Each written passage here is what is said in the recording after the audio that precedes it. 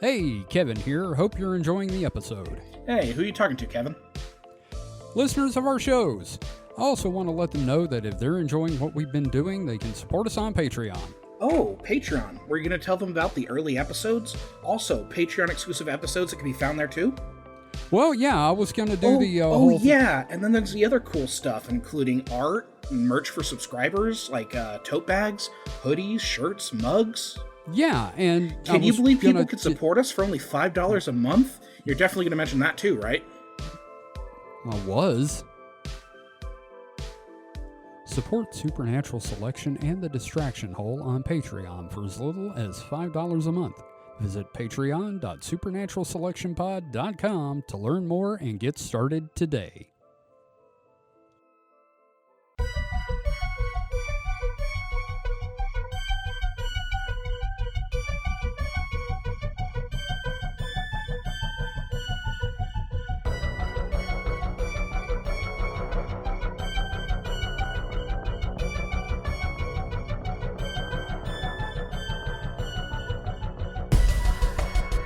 That was fun.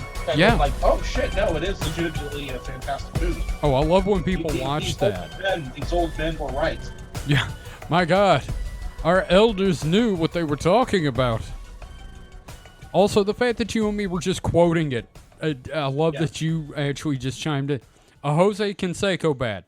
Tell me, you didn't pay money for this. Pay money for this. Oh, I love that Kind of like a big movie. Toidle, a trench coat, one LaGuardia, right? Love that movie. Pete's dude's got 30 seconds. And I've been recording, so hello and welcome to Supernatural Selection. I'm your host, Kevin. With me this week are Mike the Skeptic. Mike, how are you? I'm fine. I'm here. Yeah. I went to work and you didn't. So, That's right. I'm tired and you're full of spunk. Yeah. Okay. Spunk is disgusting.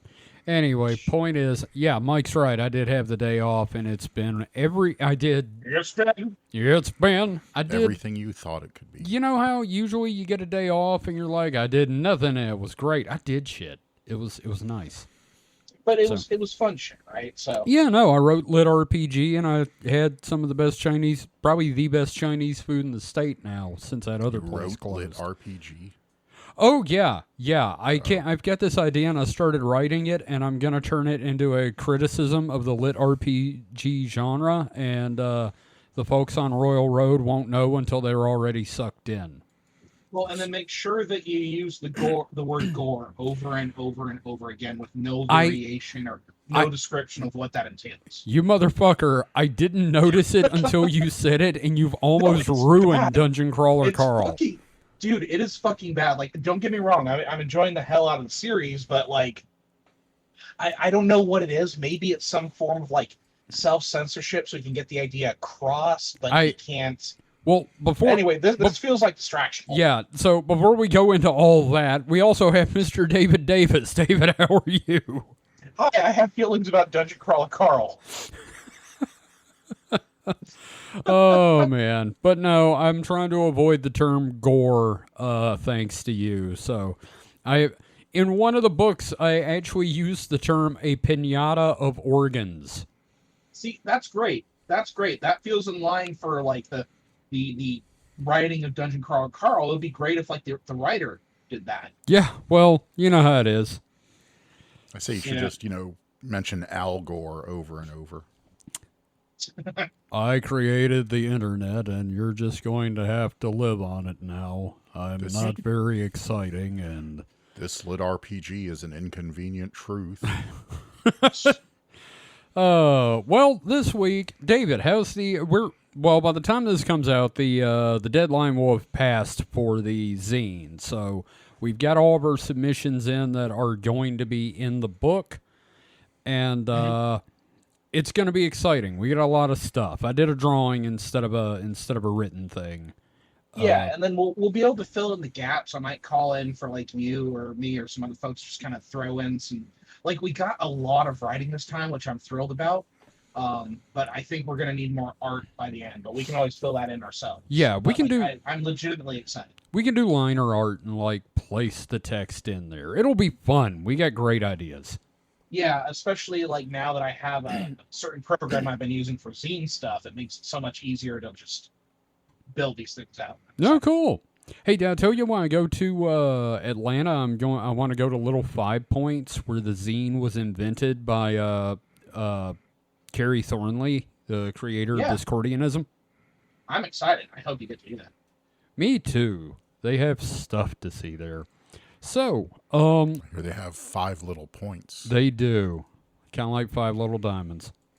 That's 4 little diamonds. God damn it. Fuck. Okay. There are 4 lights. There are 4 lights. And they're the 3 Stooges. You are David Warner. Anyway, so we're doing a reader this week What's because his name? You said we're doing a reader. What's his name? Uri Geller. No, I'm kidding. Oh God. No, I have gone to my weird ass bookshelf, and apparently, when I was still an alcoholic, I ordered a metric fuck ton of vintage paperback paranormal books, Lovely. ranging from the late 60s to the 80s. And I went looking through, and I have 2 books on the same subject, and they are not mirror editions of each other. They're completely different books by different authors, but it's the same subject. So this week, we're going to be reading from The Bible and Flying Saucers Hell yeah. by Barry H. Downing. And on the cover, it's sort of this chicken shit brown cover with a Bible open on it, and it looks like a glowing bowl of soup hovering over the Bible. Now, see, here's the problem. I've not been around many live chickens. Isn't most bird shit like white? No, chicken shit is its own unique sort of reddish brown. I guess it depends on what Interesting. the This is new chicken to me. eats. Yeah, well, I'm from Smith County and Scott County, and the chickens outnumber the humans. So See, I thought you were going to say I'm from Chicken Shit County. You may as well be, honestly.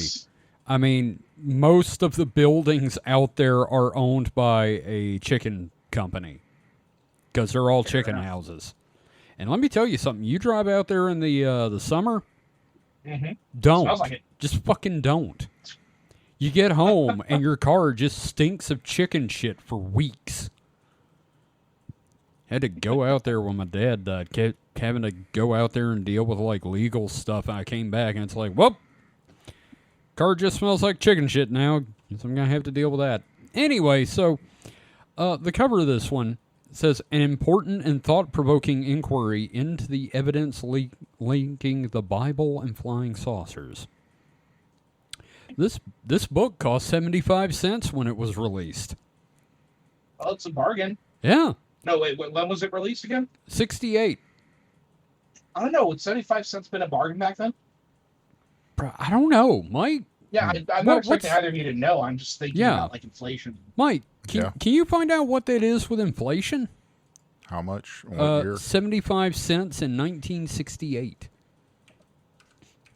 Now, while Mike does that, I'm going to read the back errata, shall I?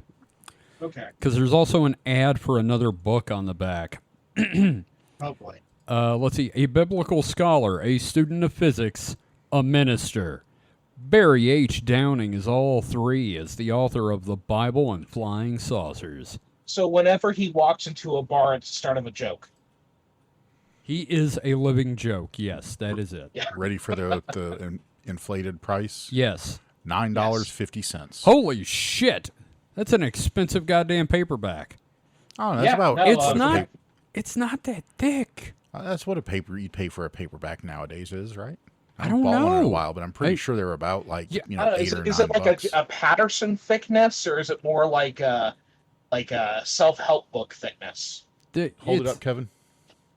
It's a bit thinner than like Hitchhiker's Guide or something. Yeah, it's not Okay. even an inch. Maybe an inch thick. I feel like $4.99 would be at most you should pay for it. I in terms of agree. inflation. Like $5 at the airport, maybe. Yeah, it's one of those like airplane. Yeah, I'm getting on Readers. the plane. I need something I can finish by the time I get to Houston. Let me indoctrinate myself. There we go. Yeah, exactly. Anyway, the back of the book says Dr. Downing's book is an amazing quest for meaning in our time, remember 1968, as revealed by scientific inquiry and a study of the scriptures. In the Bible, beings are often associated with a sort of space vehicle. Wait a minute, what? The pillar of cloud and of fire.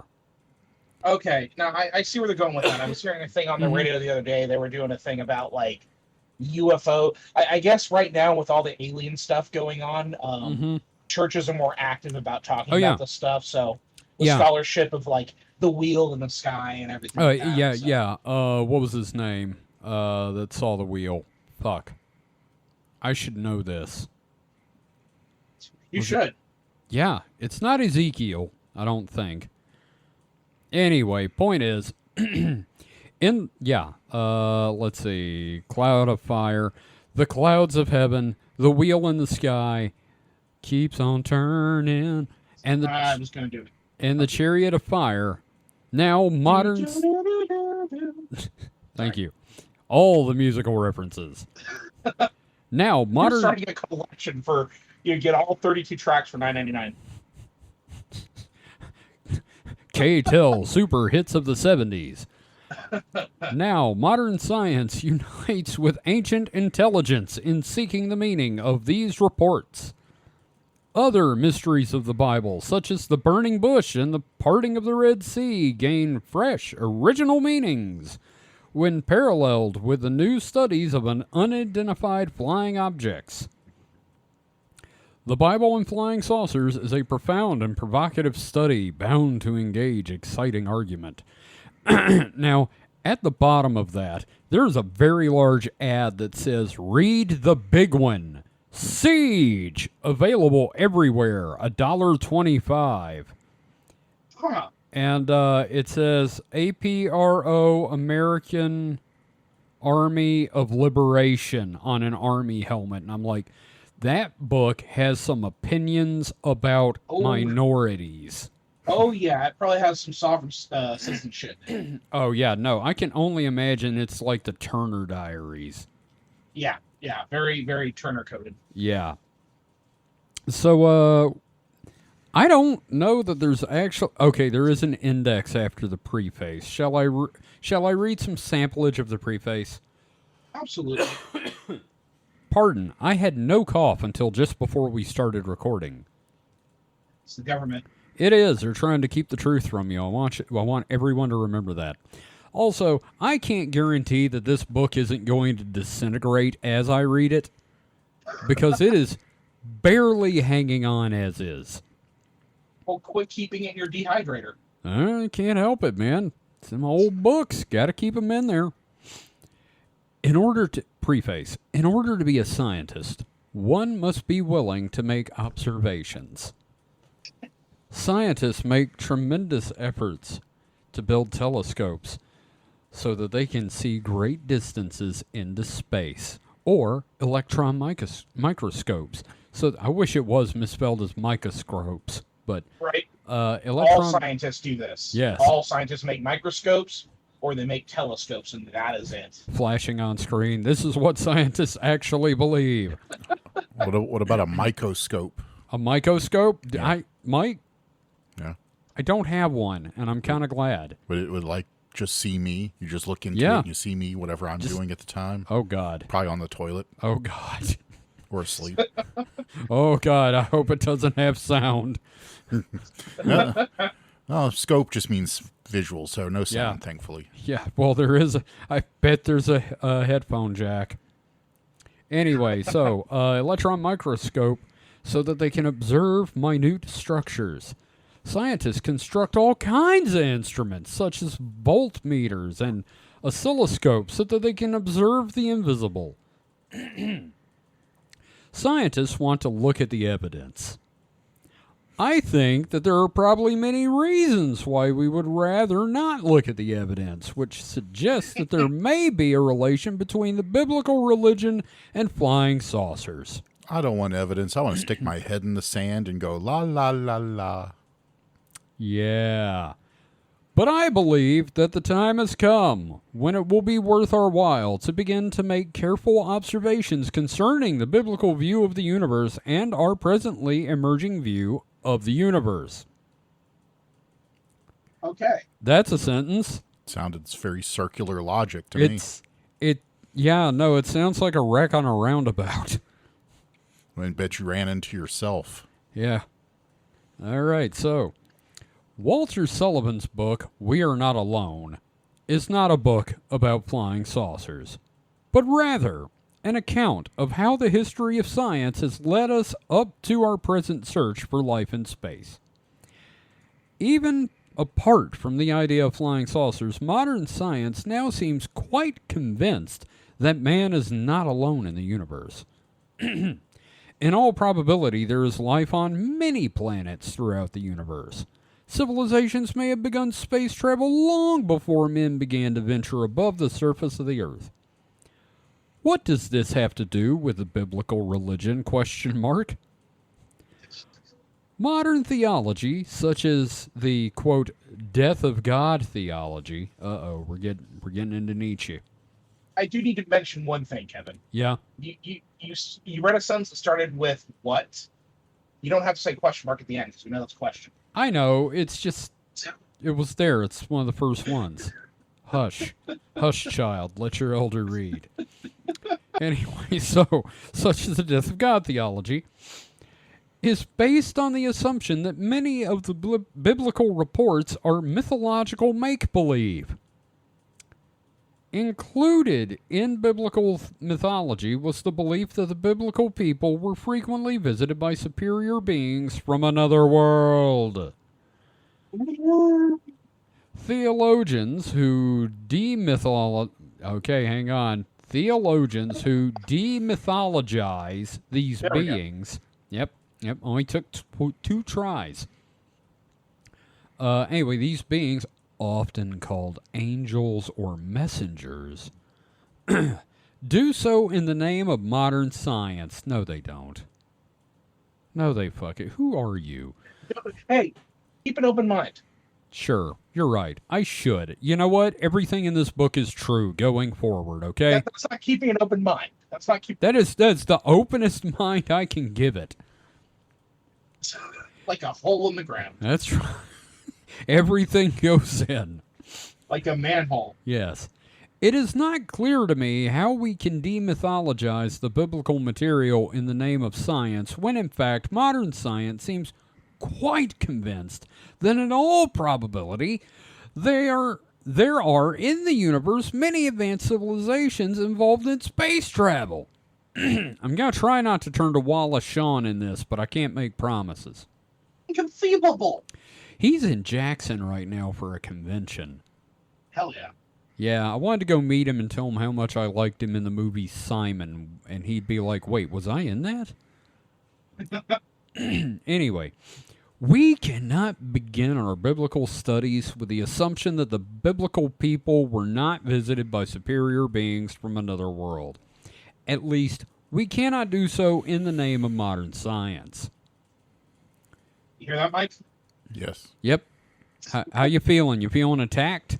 No. No? No. Okay. I don't know. There's a little bit of this that's like making me feel like we're reading Falun Gong again. Furthermore, we do have the problem of flying saucers with us, and if they exist, we cannot be sure how long an advanced civilization may have been observing our life on Earth. We might have to think in terms of entirely different time scale for such a civilization. 1,000 years might be like a day. Consequently, we really should look at the biblical material and try to discover what the beings from another world were reported to have done. $5 says they're going to say that when God made the heavens and earth in like 7 days, actually it's more like billions of years because time works differently. Yeah, no, that's always how I used to do it when I was like knee deep in theology. I was like, yeah, but how long's one of God's days? Right.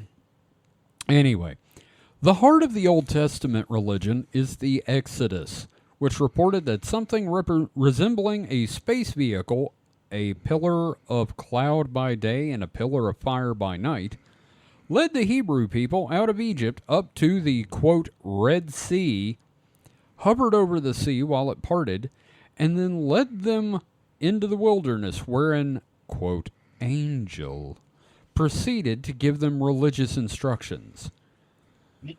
The fact that some of unidentified flying object UFO was reported to have been present at the Red Sea at the time of the parting should cause us to desire a closer look. That's a mouthful. That is a sentence that I just read and didn't let into my brain. No, I listened to it and I didn't let it in either. My brain went, nope. Nope, that's not how those words work together, son. We're not doing this right now. Yeah. I'm glad all of us were like, nope, that didn't happen. It's like that old copy pasta. Has anyone ever been far as to do like whatever? Yeah, yes. My favorite sentence ever written by man. I'm very familiar with it. Oh man, I feel like Barney Hill after the abduction. Just it didn't happen, Betty.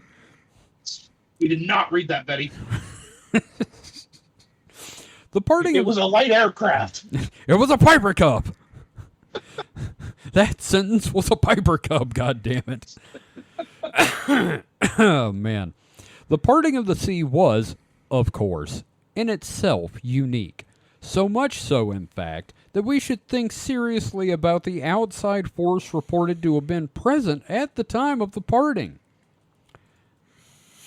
I personally find the suggestion that the parting of the Red Sea was deliberately caused by intelligent beings in some sort of space vehicle to be the most pervasive explanation available at the present time. Yep. There are other parts of this book which I believe are less credible. Wait a minute. You're a pastor and you're saying some parts of the Bible are less credible? Oh, wait, no, he's talking about his own book, including some of my speculations concerning the relation between Einstein's theory of relativity and the existence of heaven. Sometimes I'm just full of bullshit. There, deal with it. I like to hear myself talk. Yep. I am not an authority on Einstein or on heaven. And, And I hope I can be forgiven where I have misrepresented both. Father, forgive me if I have sinned. Father Einstein, please beat me for what I have done.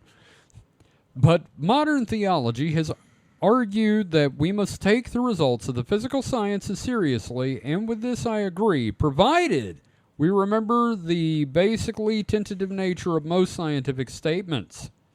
Yet, while modern theologians have said that we must pay heed to the physical sciences, these same theologians have mainly been absorbed in the psychological and social sciences. What?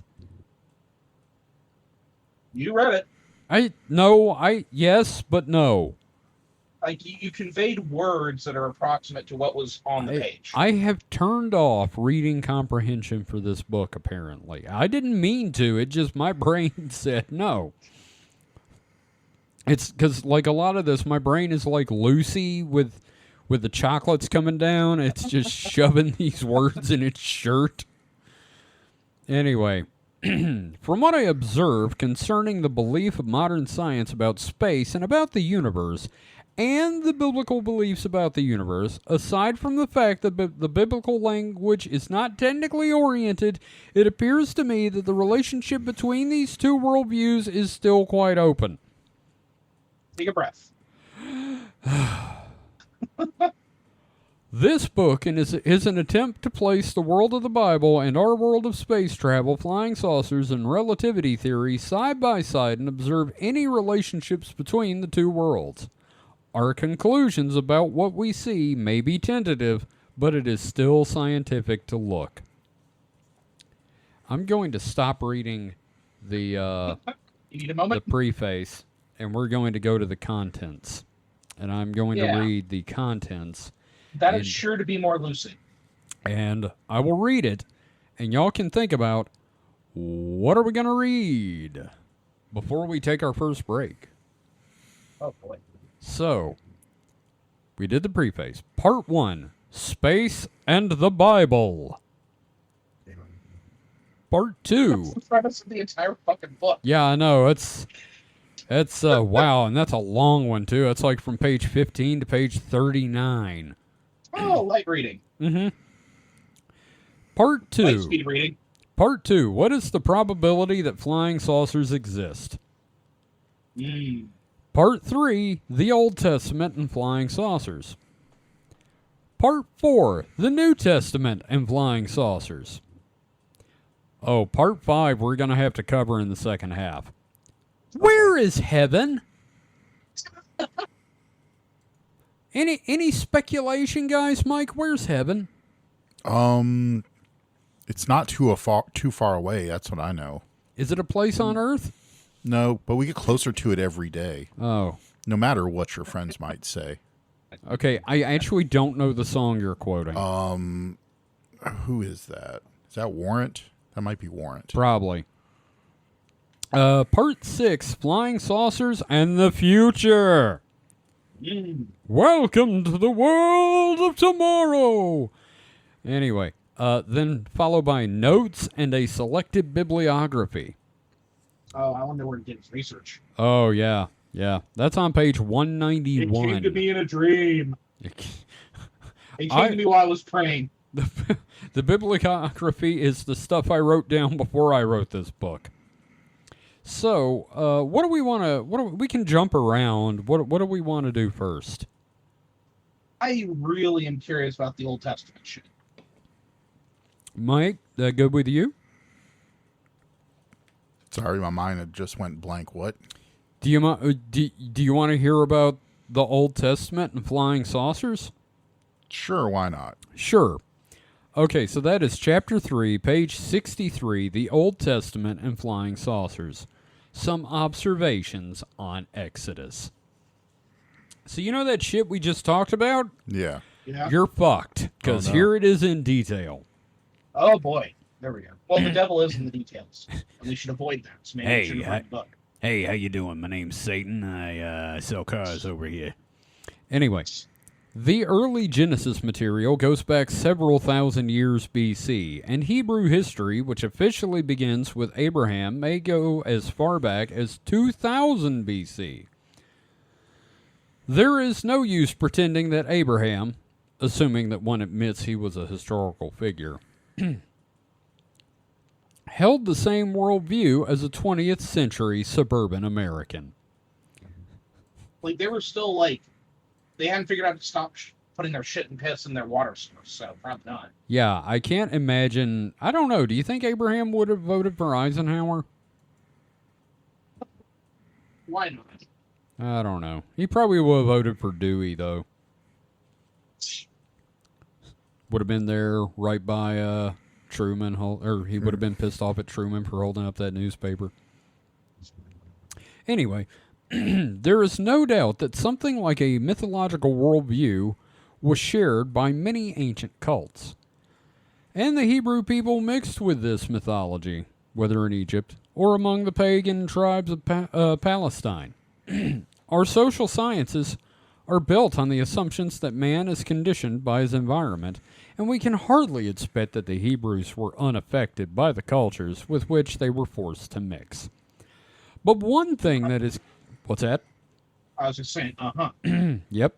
But one thing that is clear about the Hebrews is the fact that they did not mix very well with the rest of society. And... oh boy. Is this like bookstore anti-Semitism? Yeah. Okay. I think before we continue with this chapter, the views expressed in this book do not represent the views of Supernatural Selection At all. Any member of the crew of Supernatural Selection, anyone that we happen to be dating or married to, and Anyone we may have spoken to, thought of, or... Hey, look, I'm just saying, if people are Yeah. so mad at them, maybe they're the problem. and the cats don't even believe this. Just Zelda, Ginger, Gretel, they don't even believe this shit. So, all right. Shit, I lost my place trying to disavow this book. Yeah, okay, mixed very well with the rest of society. And okay. No, this is a real book, right? Yep. Like a physical book. All right. I am was gonna say, holding it. I almost want you to look at like the index and see how many times Jew is cited. I can't. It's a real book from 1968, like I said, that may disintegrate, and I have to wear my reading glasses. The text is so small.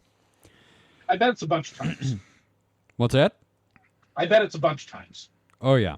So let's reread that sentence again now that we've disavowed this motherfucker.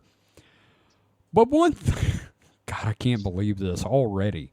But one thing that is clear about the Hebrews is the fact that they did not mix well with the rest of society, and many of the Orthodox still prefer not to mix even up to the present day. Oh boy. The other fact is that one cannot make any strict rules about the religious environment which, quote, condition the Hebrew faith. The Bible suggests that the real environmental stimulus behind the Hebrew faith was a God who made himself known through agents from another world. Furthermore, the main evolution of the biblical tradition seems to have been formed, according to the biblical witness, in the wilderness between Egypt and Palestine, apart from any direct contact with a pagan society. But the scene in which Aaron makes the golden calf, Exodus 32, 1 through 10, illustrates that the Hebrews did not easily escape from their past. What happened in the wilderness? Was Moses a great religious thinker who in a powerful way get at least a band of Israelites free from Egypt, led them in the wilderness, and, in the context of his situation, occasionally went up to high mountains to think out his religious program? Were the mountaintop experiences of Moses eventually mythologized to give those experiences the aura of deity? Which, interesting that you would bring that up, sir. Or, as the Bible suggests, were the Hebrews in the wilderness under the stimulus and control of beings from another world who were deliberately seeking, for whatever motives, to plant a particular religious viewpoint within the minds of the Hebrews? It's C. Yep, obviously it's the aliens. Yeah. Wow. Bishop Robinson, who? Who the fuck's Bishop Robinson? Just pulling this motherfucker out.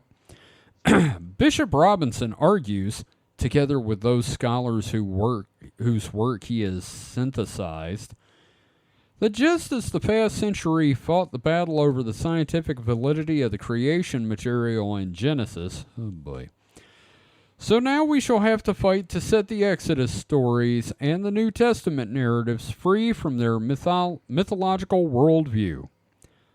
Robinson asks, is it necessary for the biblical faith to be expressed in terms of this worldview, which in its way is as primitive philosophically as the Genesis stories are primitive scientifically? Thus, anybody got any thoughts so far here? Those are our thoughts. I'm just waiting for the hard J. You know what I mean? Yeah. You know, it's coming. It's coming. You know, it's funny how, and I don't remember what comedian said this, but like the name of the people is also the slur for the people, depending on how you say it. Yeah, it's rough. Yeah, it's real damn rough. Anyway, thus, the biblical faith attributes itself to the intervention of beings from another world. Is this... That's right. Brown people can't make pyramids. That's right. Can't stack them rocks, buddy. Had to have a UFO. Is this necessary? It asks. The book asks. You, right now. I would say that it is necessary only if it is true. Wait. Let me reread that whole chunk of bullshit, shall I?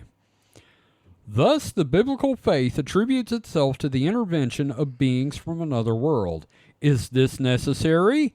I would say that it is necessary only if it is true. Okay. Still doesn't make a lick of goddamn sense. Okay, good. We can move on then. We're all in agreement. It's stupid. Yes. Mike? Yes. Okay, good. Very stupid. That's 3 votes I'm glad for... Mike's on board. Yeah. 3 votes for fuck this. All right. Bishop Robinson assumes that such a view is out of the question. I say that it must be given serious attention. From a philosophical point of view, I doubt the ease with which Robinson moves from saying that the Genesis creation stories are myth to implying that the Red Sea episode of the Ascension or the Ascension of Christ is mythological. From an empirical point of view, no one could have witnessed the creation. Oh, I get it. There were people there this time. Okay. Whatever else one says about the creation story, it was not told by a man who had seen creation.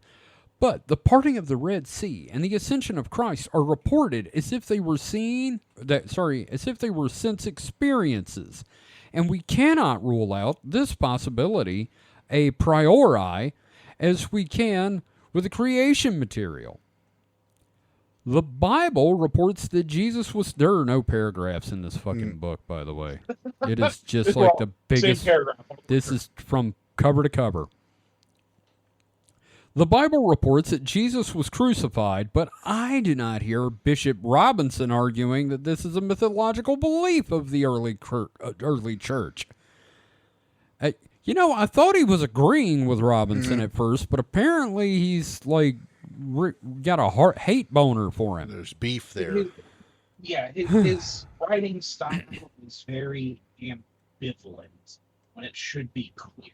Yes. Everyone assumes that some of the eyewitness descriptions in the scriptures have a right to be interpreted in a realistic way. I don't. No, they don't. No. Have rights. He made a big claim there with everybody, but everybody.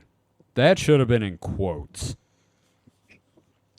The fact that many pagan religions were mythological does not automatically mean that the Christian faith is basically mythological. Yeah, fuck your pagans. It is a live hypothesis to suppose that the beings from another world mentioned in the Bible were the cause behind the biblical religion, although it may be easier to believe in the crucifixion than the ascension of Christ. There seems to be no reason why both, in the light of the space age, could not have witnessed events of the same order. Because rocket ships. Yes. Yeah. Yeah. Jesus rose from the dead because we have rockets now. There is essentially unity in the course of a person's day if he both witnesses a man knocked down by a car as he crosses a street and sees a man board an airplane and fly off into space. Wait. You can't do that. Science Officer Mike, can you get on an airplane and go into space in 1968? You can't do that today. I mean, you can go into like if you're talking about space as a vague abstract of, anywhere, but not into what we know of as, outer space. Yeah, I don't know when space starts becoming outer space. I don't know how far out you have to be outer, but I don't know that there's a hard line. But put it to you this way: you cannot get into an airplane and go above the Armstrong. You can't line. go to the goddamn moon. Yeah. And you can't get a flight to the moon on like Southwest. Yeah. And yet we chose to go to the moon, do the impossible. And those other things. But there's the Armstrong limit, which is what is usually recognized as the edge of Earth's atmosphere, even though it just keeps getting thinner and thinner. Mm-hmm. But yeah, and planes, they rely on this aerodynamic principle called lift. And once you lose, air, you don't have lift. Therefore, that's no longer a plane. You and your fucking science. I swear. Okay. No Party fun. pooper here. No fun. That's okay. That's why we have you, Mike, for books like this. Pooping on the parties. For pooping on this book. I can do that afterwards if you want me to. Not in particular. I paid money for this. No, good, because I already went earlier. I'd have to wait till, at least a day or two. Yeah, I don't want the green apple splatters on this book. Anyway, although the two events, and remember, the events are a man being hit by a car and a man getting on an airplane and flying into goddamn space. Although the two events are not identical, there does not seem to be any necessary reason why the crucifixion and ascension reports should be separated. Okay. Move past it. Yeah, okay, thanks. Thank you for that. If we start second-guessing every single thing this motherfucker says, we're not going to get through any part of this book. Yeah, no, we're going to go for a little bit more and then we'll take a break. Yeah. The means by which the Old Testament patriarchs received knowledge of God is not homogeneous. God sometimes seems to contact men through a vision in a dream during sleep, as with Abimelech. Hey, I got that. Which is Genesis 20:1 through 7. Or a man may go into something like a trance or deep sleep, as did Abraham, Genesis 15:12. These contacts are open to psychological interpretation, as psychologists such as Jung have shown. Great, we're bringing Jung into it. It is, of course, possible that reported visual contacts with beings from another world were in fact psychological projections, but this is not necessarily the case. When direct contact with beings from another world is made, the Bible often speaks as if direct contact had been made with God, as when three angels came to meet Abraham by his tent. Quote, "And the Lord appeared to him," Abraham, "by the oaks of Mamre, as he sat at the door of his tent in the heat of the day.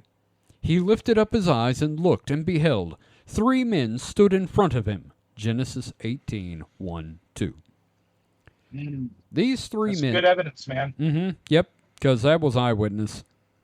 Yeah. Joe Bob saw it. There's like four people. You remember Joe Bob the Hebrew, right? Yeah. Yeah. He used to do all the movie reviews. Yep. God, you went there. Okay. Man, fuck you. Anyway, these three men came to Abraham with information that Sarah, despite her age, would conceive and bear a son. These men were so realistic that they ate a meal which Abraham prepared. Sarah laughed when she heard that she would conceive. On another occasion... That's her laughing. What was it? That was her laughing like an anime girl. That one, yeah, okay. God, Yeah. just an old Jewish woman doing that. On another occasion, we find Jacob wrestling with a man all night. Okay, hang on now. Oh, boy. Whew, we ain't going into that one, because that's open to interpretation.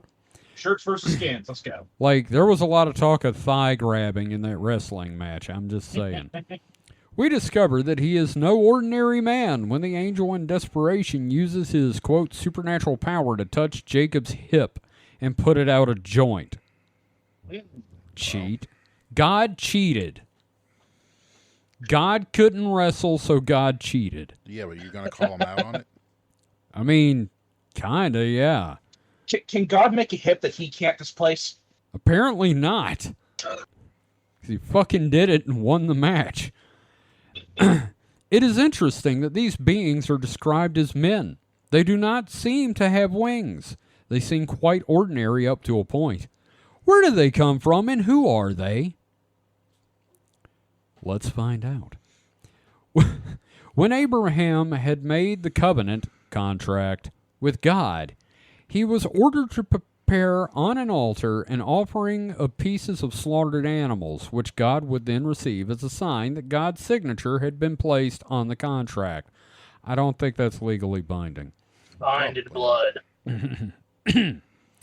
After the offering was prepared and it was dark, behold, a smoking fire pot and a flaming torch passed between these pieces.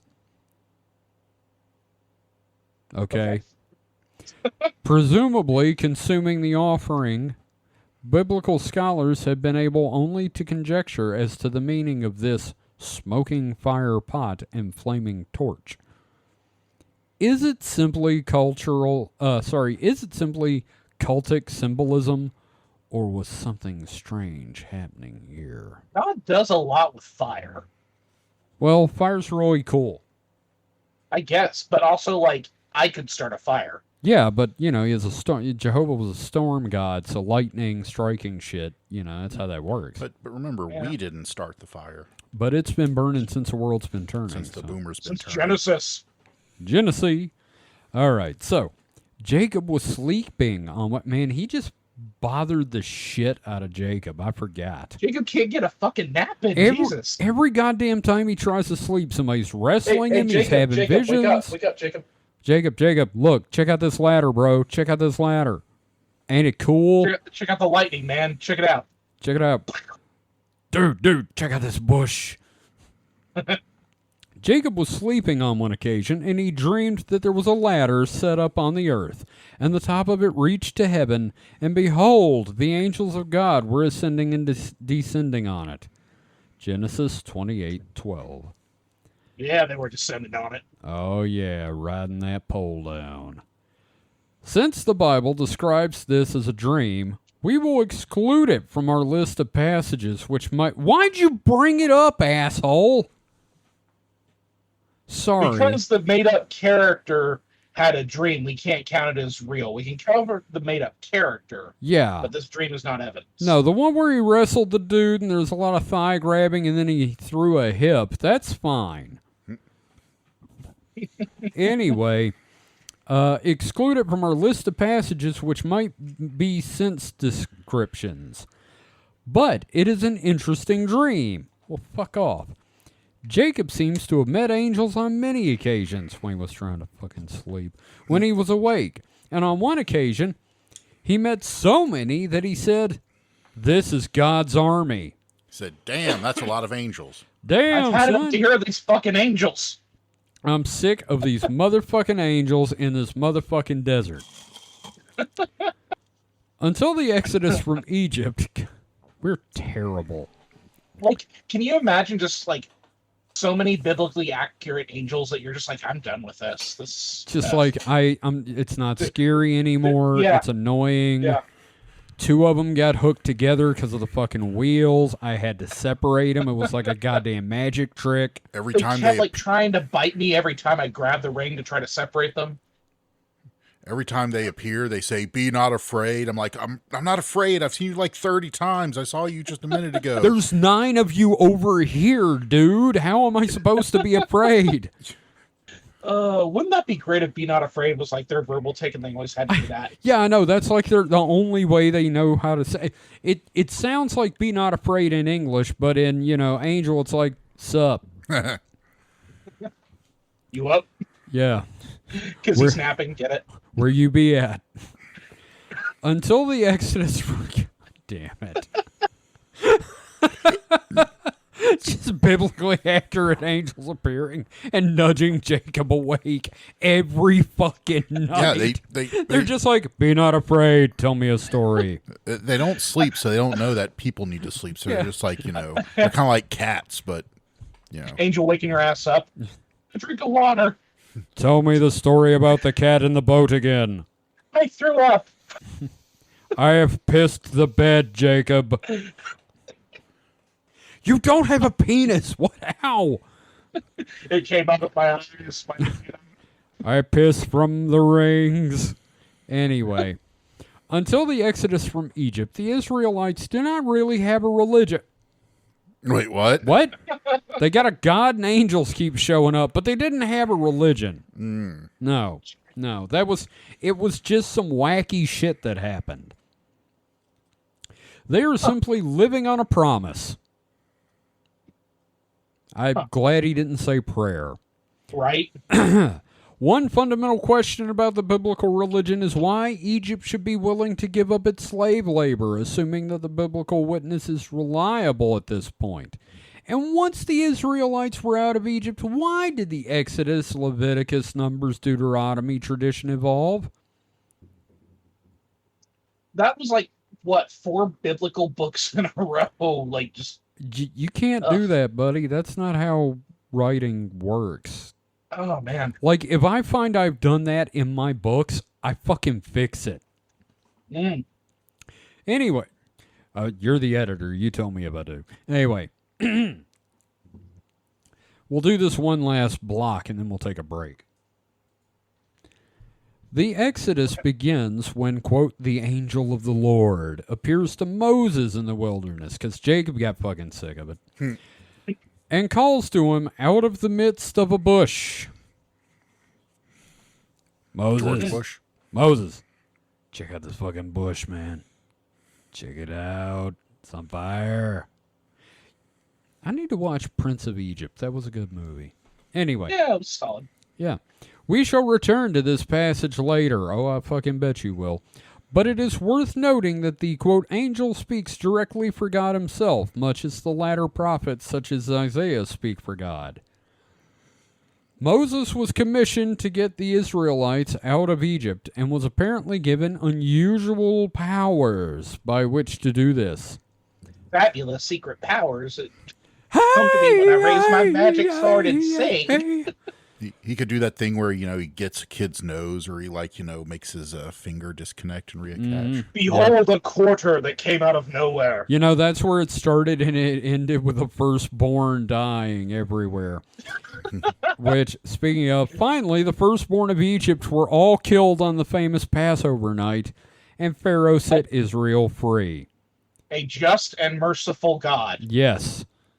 In no way a fucking murderer. Yes. It's enough to make you believe the conspiracies about the Gnostic Gospels and the Old Testament being about not real God. Anyway, scholars have not been able to agree how many Israelites marched from Egypt, but the Bible suggests a very large number, along with cattle and possessions. The Exodus account goes on to relate that Pharaoh pondered the situation and decided that he had made a mistake in freeing his slaves. He pursued the Israelites with his army in an attempt to reclaim them. At no point is the Exodus story ordinary, but at this juncture the scene becomes most extraordinary. The Bible narrates that, quote, when Pharaoh let the people go, ... God led the people round by the way of the wilderness toward the Red Sea.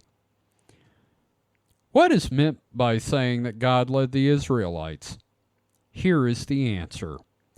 The Lord went before them, the Israelites, by day in a pillar of cloud to lead them along the way, and by night as a pillar of fire to give them light, that they might travel by day and by night. When did they sleep? What is God's problem with people sleeping? Well, God doesn't sleep either, so, Yeah, but fuck. The pillar of cloud by day and the pillar of fire by night did not depart from before the people. By means of an unidentified flying object, God led the Israelites from Egypt to the Red Sea. Now we're going to stop right there for now, and we're going to take a break and let our minds rest for a second. And then when we come back, we are going to find out where the fuck heaven is. So, yeah, I need my mind to come back from all the recoiling it did. Yeah. Well, here's the thing. We'll find out where heaven is, but we can only spend 7 minutes there. That's fair. That's fair. Anyway, get your chapstick. Yep. I think my brain sprained an ankle running away from all this. So, we will be right back after this.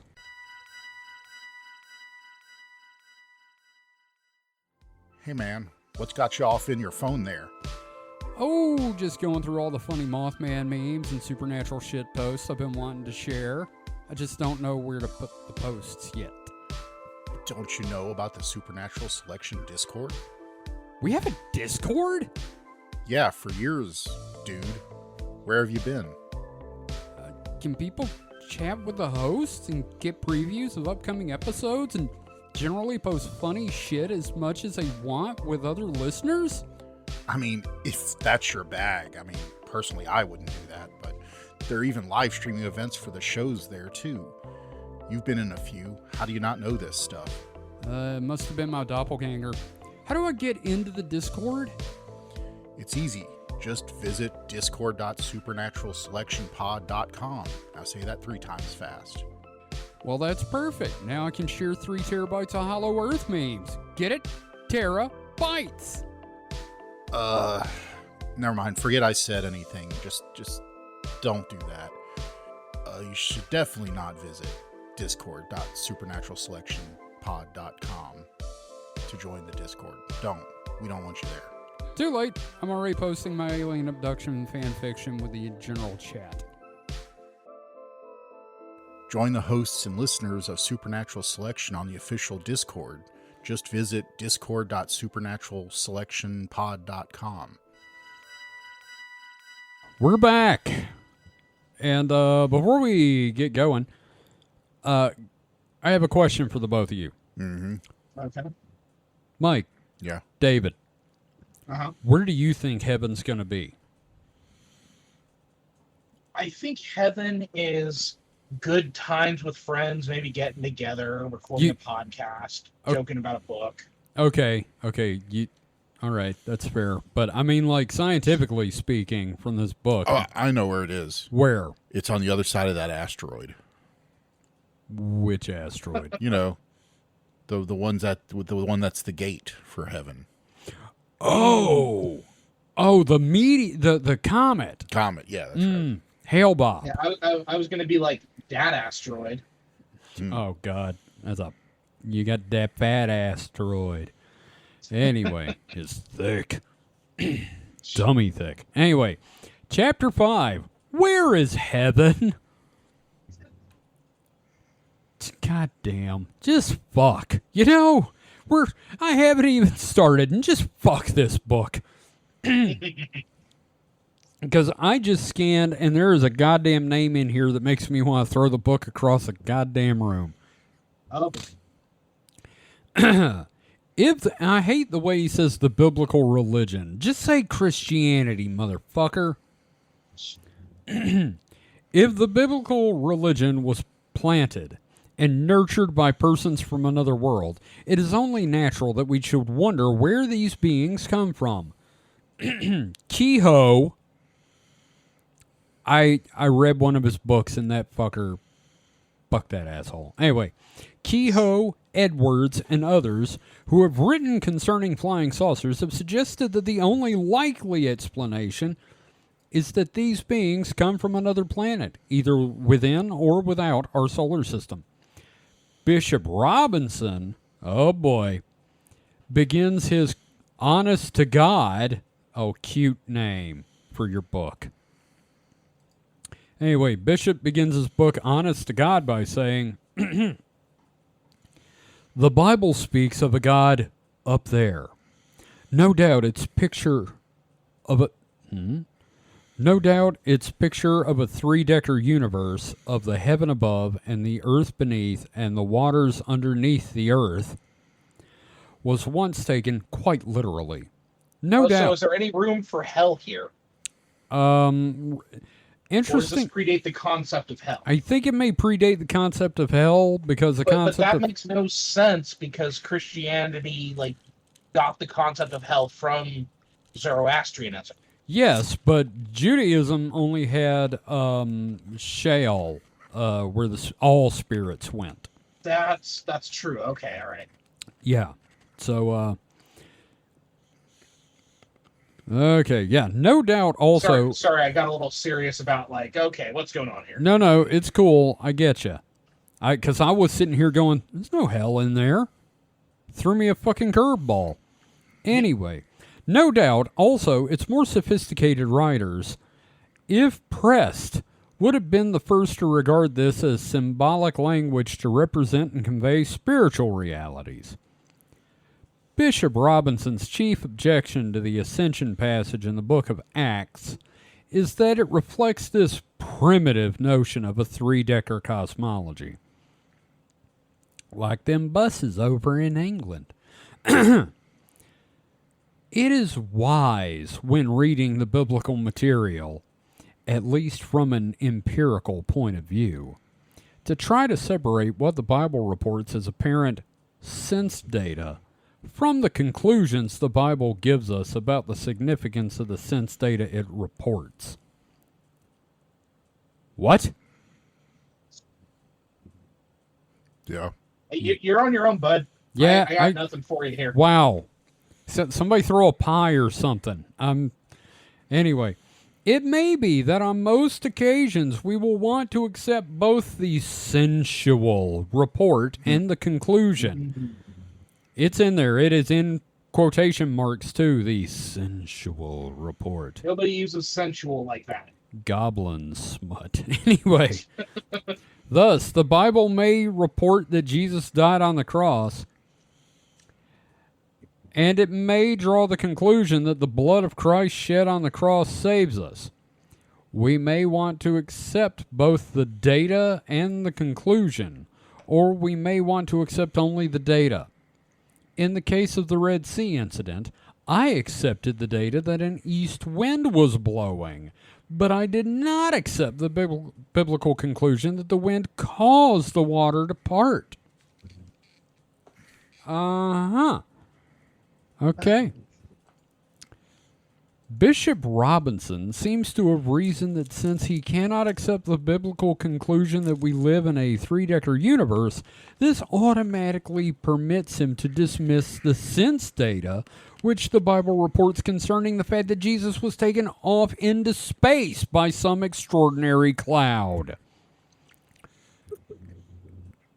Jesus went to space in a cloud. You know, like in Super Mario Brothers, when you jump on Cogito and take his club. Wait. Are you saying Jesus could have also taken the beanstalk up to cloud heaven? I thought you were talking more like, Goku on his magic cloud. Oh, on Nimbus. Yeah.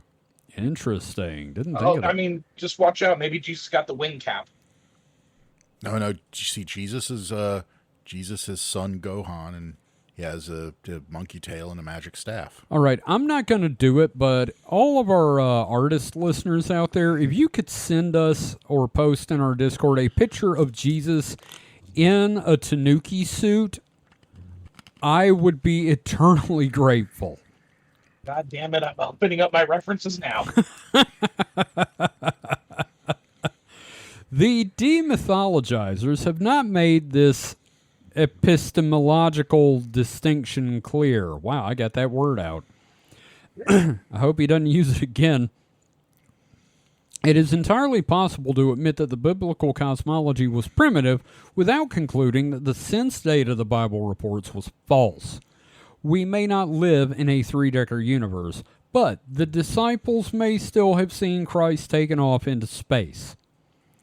Christ in space. Starring Link Hogthrob as Christ. Oh, that's terrible. Forgive them, Father. Forgive them, Father, for they have sinned. Piggy. Sorry. So he's equating the structure of the universe to like a Big Big Mac. A cake. A Big Mac. Oh, yeah, okay, let's go with a Big Mac. I'd rather, yeah. Okay. The hot beef separating the layers. Are we the hot beef, Mike? I don't know. Are we? Probably. I mean, we're the only thing it could be. Well, yeah. I was thinking, well, no, I don't know. Maybe not. We're more like the cheese, maybe. I'm a Melted pickle. cheese. You sure are in a pickle. I'm a pickle, not in a pickle. I am a Kevin, pickle. you're not a dilly of a pickle. Wow. Is it sacrilegious if I draw this like Super Mario Jesus with like holes in his hands? You're drawing him in a raccoon suit, how so else I don't think it matters. How else would you know it's Jesus? Come on, just think practically. Exactly. Okay, yeah. You're going to put an arrow just saying this is Jesus? Okay, after bringing up the subject of the three-decker universe, Bishop Robin... What about the Tim Heidecker universe? Fuck you, Oh, we're man. not Hell going... yeah. No, we're not doing this week. week. God damn it. I love that he's running for Arizona, congressman in Arizona, or governor.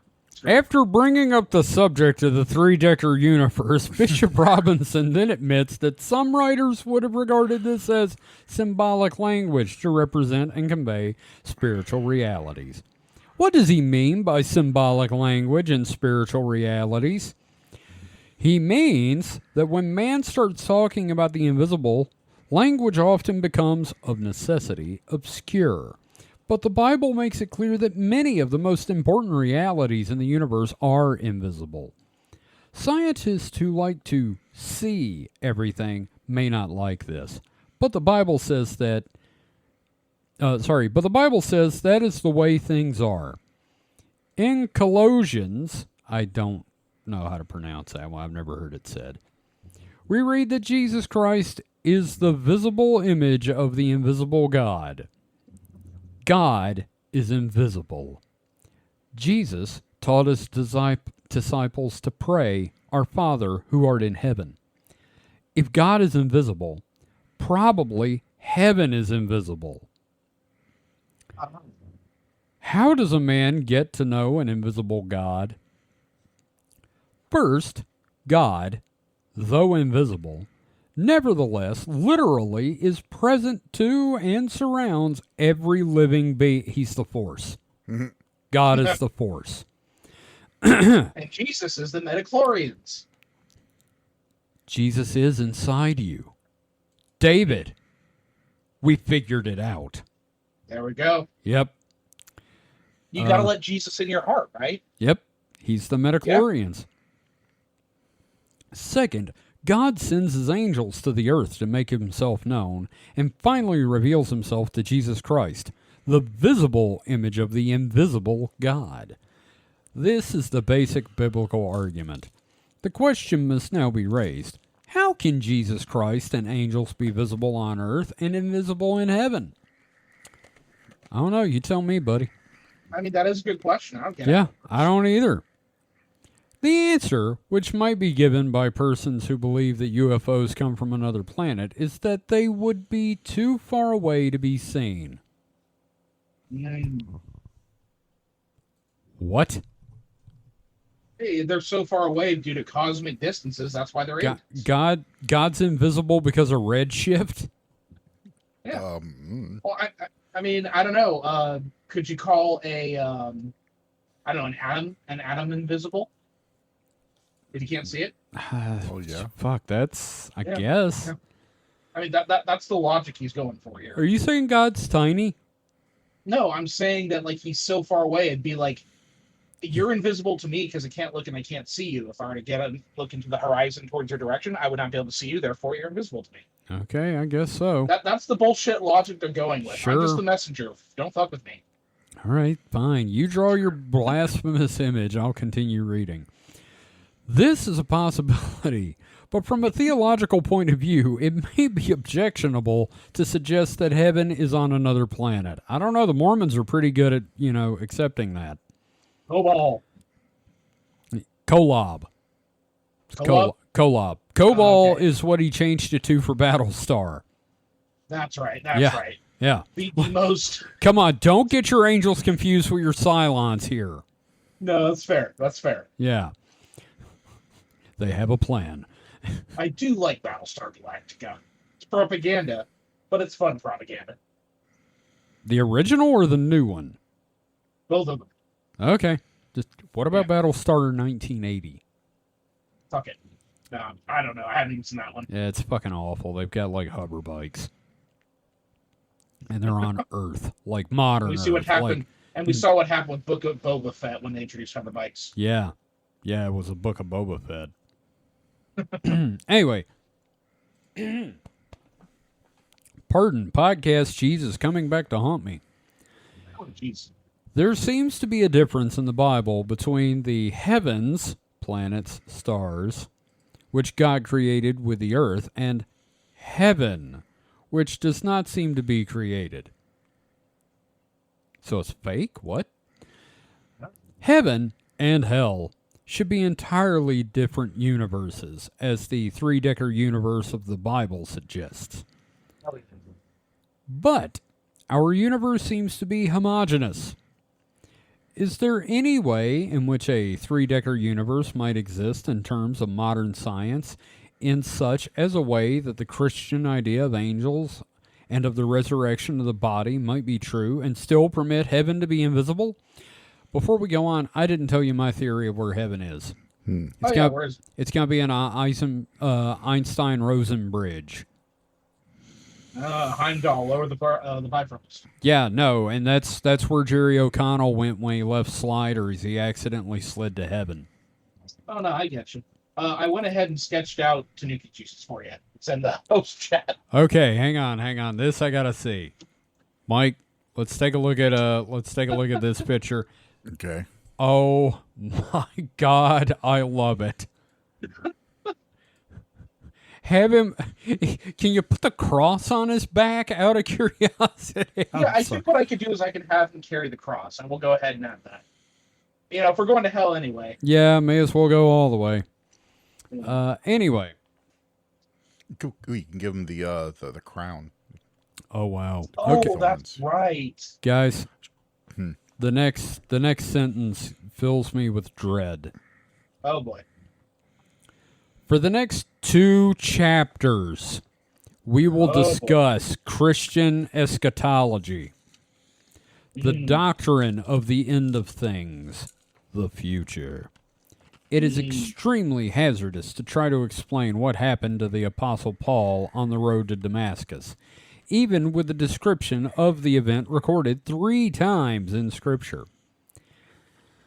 How much more difficult to discuss the possibility of how things may be in the future in a world we cannot see! ! All we can do is to show that many elements of Christian eschatology are not necessarily in contradiction with some aspects of modern views of space. Again, just chuck space in there. Yep. What evidence do we have? The resurrection of Christ is a recorded biblical event, which points to what the Apostles' Creed calls belief in the resurrection of the body and life everlasting. Psychologists have sometimes referred to this wishful thought of eternal life as pie in the sky by and by.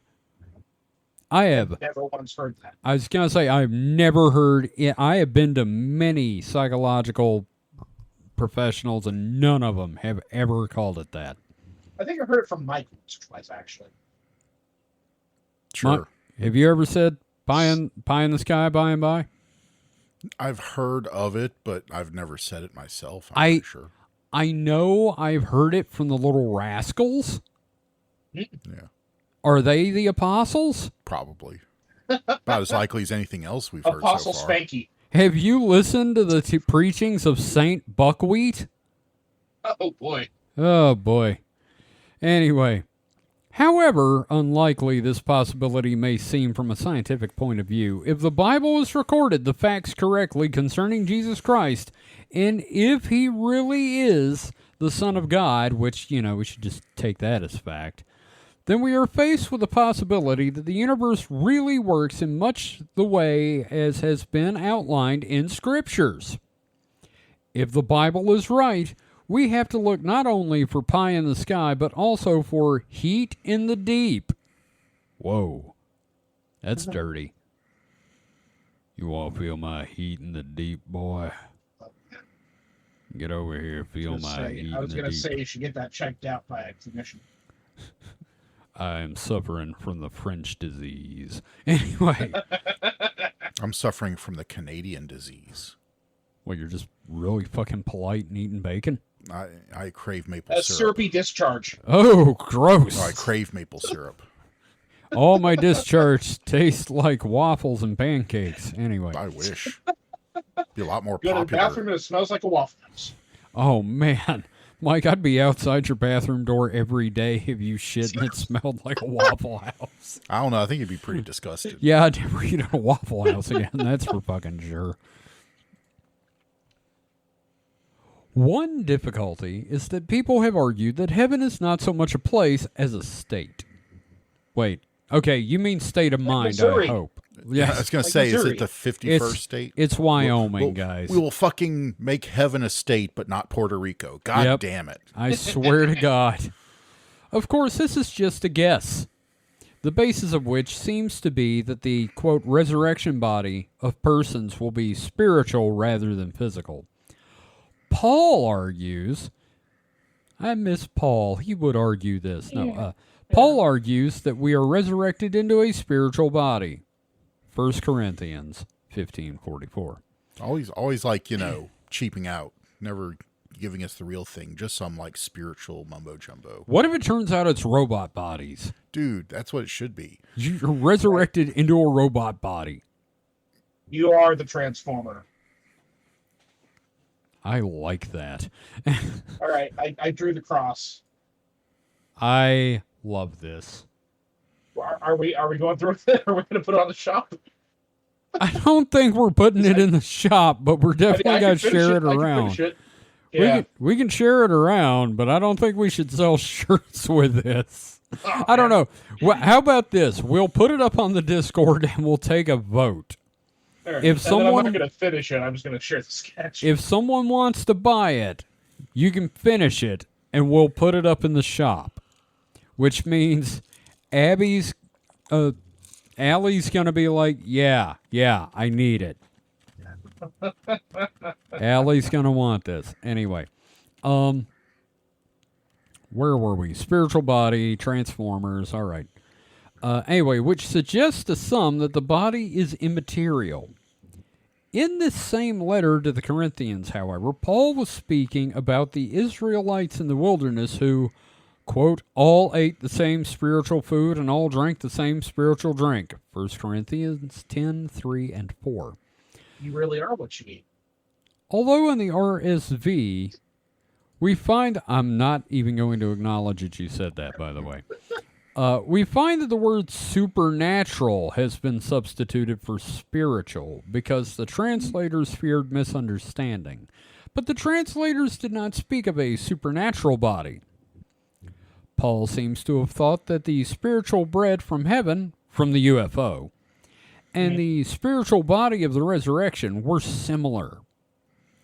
Perhaps the words heavenly body and heavenly bread would better express Paul's ideas. Both were made of a heavenly substance, whatever that might be. Jesus said that in the resurrection we become as angels. It is quite clear from the resurrection appearances that Jesus did not seem to have an ordinary body, but it was a body his disciples could touch, just as angels seem to be substantial beings. They would touch it all right. Oh, yeah. Stop fingering my holes. Oh, boy. Yeah.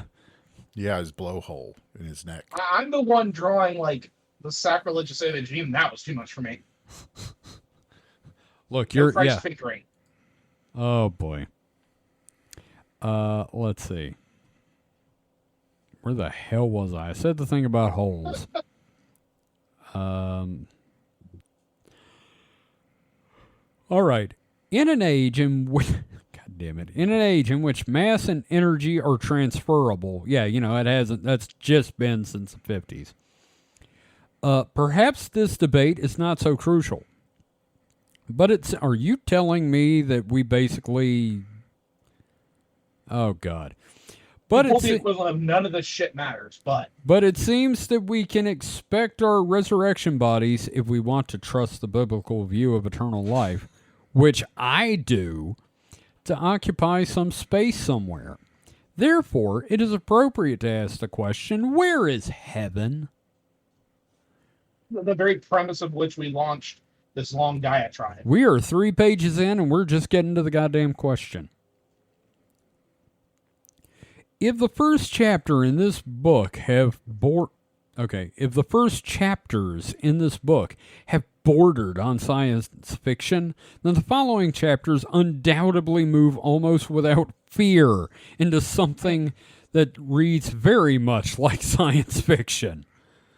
What follows is not necessarily true, but I do believe that the next two chapters may help to set our minds free from the somewhat depressing agnosticism we now find ourselves in when we even begin to entertain the idea that we might live eternally as part of God's plan. So get out your Heinlein books. We have been almost... Oh, God, man. I hope it's not Heinlein. I don't want to get to the weird old later stuff. Anyway, we have been almost too discouraged to go on looking for a sign that God really does have eternal plans for us. If the next two chapters serve to show that the biblical idea of the future, of the resurrection of the body into some heavenly existence, may be scientifically possible, then I will feel that they have served their purpose, to set men's minds free to entertain a lively hope in the gospel. To be consistent with the method we have employed in evaluating the biblical material up to the present time, to ask the question, where is heaven, is also to ask the question, where do flying saucers come from? Oh, boy. Whew, man, I'm glad I read that sentence. That was great. Mm-hmm. The present consensus of most writers is that since there are perhaps millions of inhabitable planets in the universe, flying saucers probably come from one such planet, and the nearer to Earth, the better. A Time magazine essay, A Fresh Look at Flying Saucers, points out how difficult long-distance space travel becomes. Quote, even the nearest star, Proxima Centauri, is 4.3 light-years away, and because presumably no spaceship or any matter can travel at or beyond the velocity of light, which is the universal speed limit according to the Einstein theory of relativity, it would take considerably longer than 4.3 light-years to reach the Earth from its nearest stellar neighbor. At the 17,500 miles per hour that astronauts travel, it would take nearly 170,000 years. That is the best written sentence in this book. Because he didn't write it. From a Time magazine article. Yeah. That was a quote from Time magazine. We're still in the Stone Age of space travel, so that is probably quite misleading to compare the speed of our spaceships with those of beings who are really advanced in space travel. But Time's essay raises an important question. What does Einstein's theory of relativity have to do with space travel, and what sort of possibilities does the theory contain concerning our search for heaven? Although I'm no authority on relativity, I will try to examine some of the issues. Mike, Yeah. how much rum you got left? In my cup? Mm-hmm. About half. Okay, good. You're going to need it, probably. One of the basic assumptions of Einstein and Eddington and others who have developed the general theory of relativity, that's in quotation marks, by the way, theory of relativity, is that space, time, and gravitation are interdependent, not independent. In fact, gravitation came to be understood as either a property of space or as of matter, which permeated and influenced all space. Thus, any point particle in an effect under the influence of the whole universe. Okay. He's wrong there, but okay. It's right in a kind of wrong way, but Gravity is a feature of space and that is deformed because of the mass of matter. I feel like my brain is sideways. Furthermore, here comes some Cthulhu shit. Furthermore, non-Euclidean geometry has been developed, and it is... Oh, God, my throat. Yeah. I can't do that. Non-Euclidean geometry had been developed, and it was suggested that space may not be straight or flat, but rather curved. Or homosexual. Okay. And that all objects traveling in space follow a curved path. I need something to drink for my throat. I will be right back. I'll cut this out. 28:30. Man.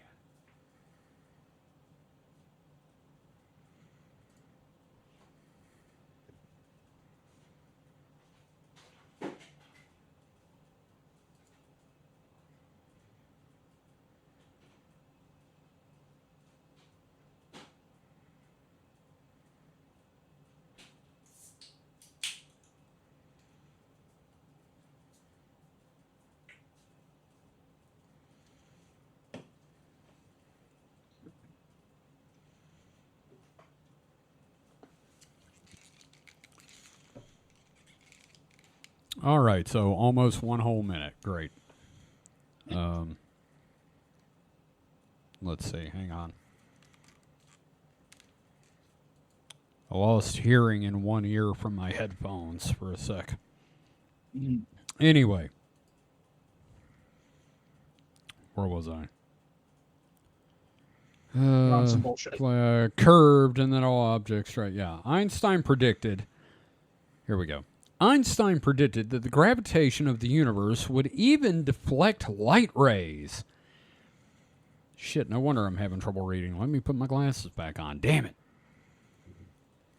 Sorry, guys. That threw me off pretty bad. I can't do the Wallace Shawn thing. It's depressing. That's fine. Einstein predicted that the gravitation of the universe would even deflect light rays, and this was later experimentally verified. He also led to conclude that the universe might be finite but unbounded. Finite but unbounded. Meaning that although there is no physical boundary to the universe, the gravitational field of the universe would act as a fence, so that any point particle traveling in space, even a ray of light, would be bent in an arc and would never escape a certain volume or area of space. Mike, sound about right, maybe? Or is he wrong? Is he just making some shit up? Didn't sound too correct. Okay. Thus, the force of gravitation would cause our usable space to be finite. Matter in space is something like a dog on a leash. What? Tied to a stake. Okay. S-T-A-K-E, not the meat. Yeah. Yeah. Oh, no, I understand. It's still ridiculous in any case. Sure, yeah. The dog can wander in a circle around the stake.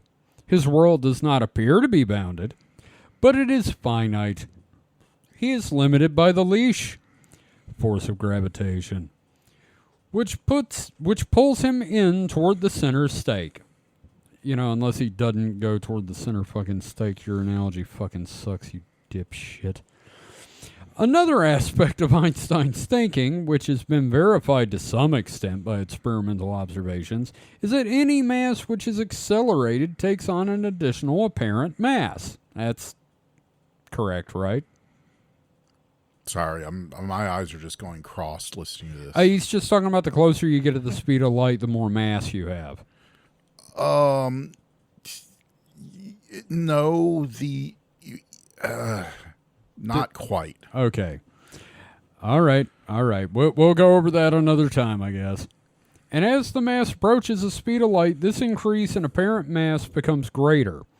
This is one of the reasons scientists... See, there he did it right. He said apparent mass. Yeah. The other time he just said mass. Yeah. Okay. This is one of the reasons scientists were led to conclude that it would be impossible to accelerate any mass, including a spaceship, to a velocity which would equal or exceed the velocity of light. I can't wait till he talks about Jesus-powered spaceships. Since gravity provides resistance to acceleration, we have to have rockets to send our spaceships into orbit. Oh, Did you say some of those bullshit, Mike? Gravity is acceleration. Yeah. You think about it this way.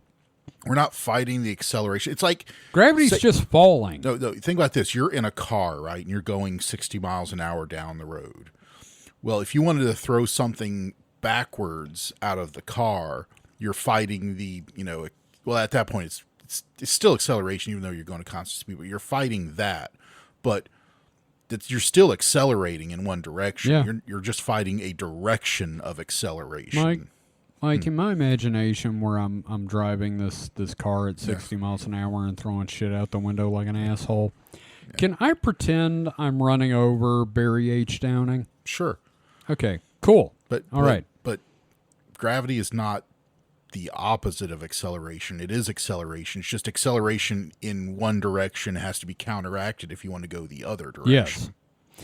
As we have already pointed out, however, the rockets counteract the resisting force of gravity. As we have already pointed out, however, many of the flying saucer reports suggest that saucer activity is so unusual that some have come to the conclusion that the beings who developed the saucers have somehow developed a technology which has set them free from the effects of gravity. Major Donald Kehoe, that motherfucker, in his book The Flying Saucer Conspiracy, asshole, devotes a full chapter to the idea of an anti-gravitational field. We're getting dangerously close to Bob Lazar. He points out that saucers have been able to make right-angled turns at high speeds and to accelerate from a velocity of 0 to 18,000 miles an hour almost instantly. Yep. Saucers have apparently, on occasion, caused electromagnetic interference, such as shorting out the electrical systems of automobiles. That is true enough. We assume that saucers have some kind of propulsion system, and yet they usually make no noise. These are some of the reasons that have led men such as Kehoe, Edwards, and Vallée to conclude that saucers are propelled by generating some kind of anti-gravitational field or shield. Now, in all fairness, Vallée also says they're elves. So, take everything he says with a grain of salt. How about a spoonful of sugar?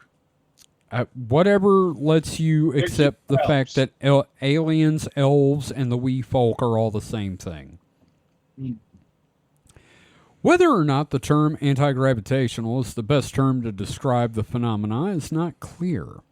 But in any case, we have asked the question, if the civilization behind the saucers has found a means to escape the effects of gravity, what does this mean?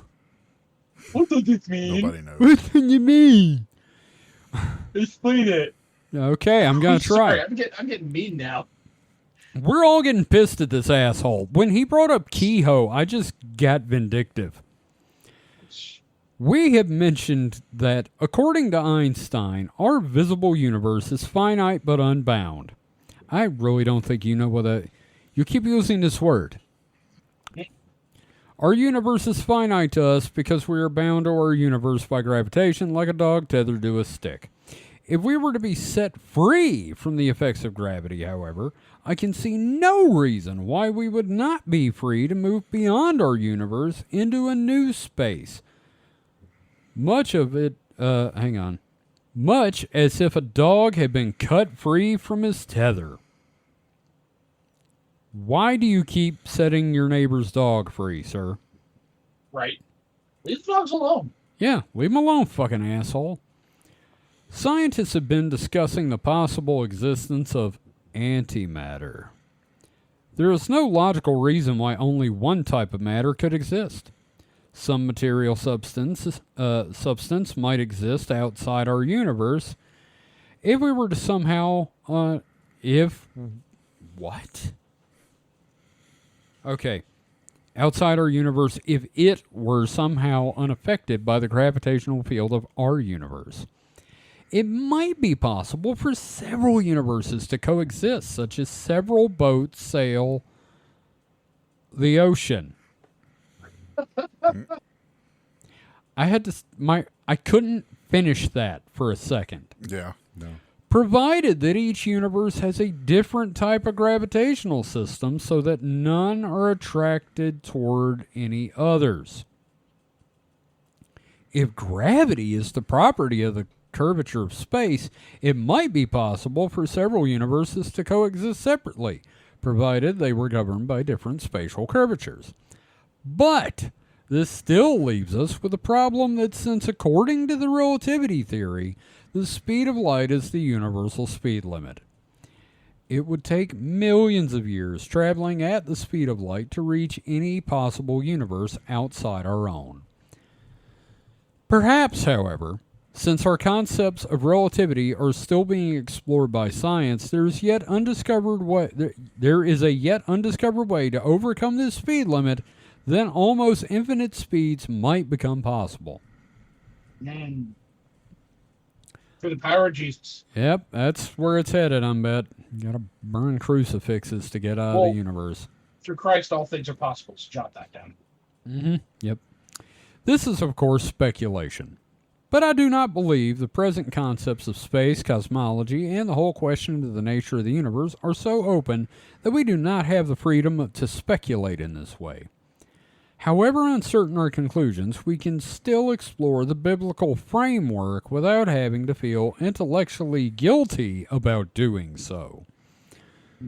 Although science has made fantastic discoveries about the universe, many of these discoveries have simply opened brand new fields which need to be explored. I am done, gentlemen. I am so fucking done with this asshole's book. Are you calling it quits? Are you tapping out? Yeah, no, it was like 40 minutes last half. It's 40 minutes this half. My goddamn eyes and brain. We'll have to come back to this one. Oh, man. Here's the thing. We could come back to this one, or we could do the other book that's about the exact same goddamn thing. Well, because I have another book by R.L. Dion called God Drives a Flying Saucer. Oh, that's pretty rad. Like which that. looks like a piece of toilet paper with a blood stain on it. Wait, the book? Yeah. Huh. Yeah. That's a choice. Astounding biblical revelations that prove the existence of UFOs and explain their spiritual significance to mankind. Like, is it supposed to represent the Shroud of Turin or something? I think it's supposed to be a UFO in the sky, but it definitely didn't turn out that way. I'll send you a picture tomorrow. Yeah. Yeah, this one is from what year? Give me a year. Give me a fucking year. Give me a year. 73. 5 years later, somebody else tackled this subject, and we're going to pay for it. So, oh God, I just noticed the blood coming out of little Jesus Mario's feet, you son of a bitch. Oh, that's beautiful. Anyway, that's our episode. Guys, what did we learn tonight? I learned what your limit is.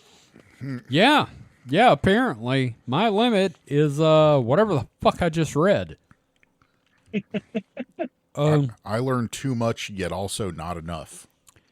I'm gonna go with just too much.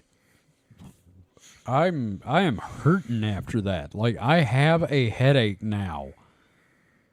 That's amazing. Like, it's been a while since one has truly hurt me like this. So, anyway, next week, I think we're going to do a distraction hole. Okay. Because after this, I fucking need it.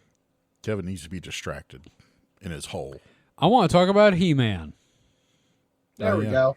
Yep, we're going to talk about fucking He-Man. He-Man has a plan for your life. You know what? It comes with a real shitty name, though. Does it? What is it? No, just whatever he comes up with. Sometimes it's Troutjaw, sometimes it's... Yeah. Plan Man. Plan Man. He's just got fucking maps and lists and shit.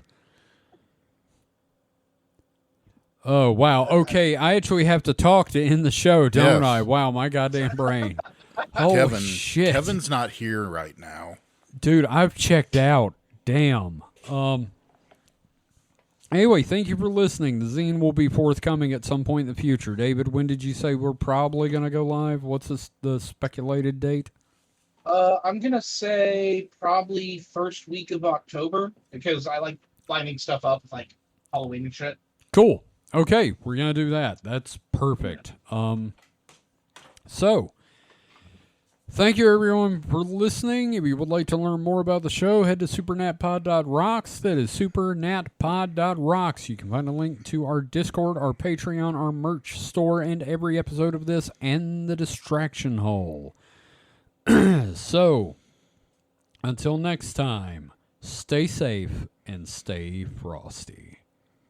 Goodbye. Bye-bye. Sayonara. Fuck. God, this hurt. It hurt so bad. Does it sting? It stings like I got soap in my... Anyway.